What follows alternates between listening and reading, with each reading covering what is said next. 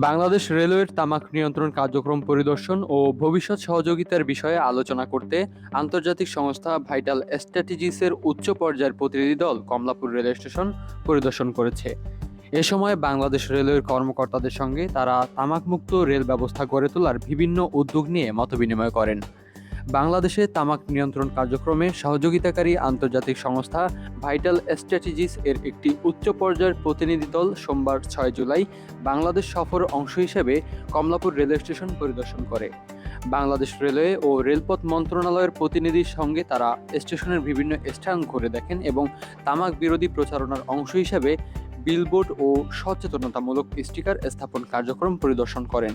পরে তামাকমুক্ত রেল ব্যবস্থা গড়ে তোলা, তদারকি জোরদার এবং ভবিষ্যৎ সহযোগিতার বিভিন্ন বিষয় নিয়ে মতবিনিময় অনুষ্ঠিত হয়।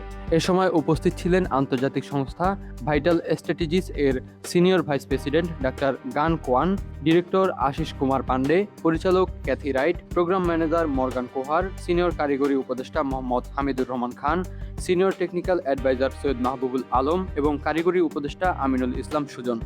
বাংলাদেশ রেলওয়ের পক্ষ থেকে উপস্থিত ছিলেন প্রকল্প পরিচালক মীর আলমগীর হোসেন, বিভাগীয় রেলওয়ে ব্যবস্থাপক ঢাকা এবিএম কামরুজ্জামান, কমলাপুর রেল স্টেশনের স্টেশন মাস্টার আনোয়ার হোসেন সহ ঢাকা রেলওয়ে বিভাগের সকল কর্মকর্তাবৃন্দ।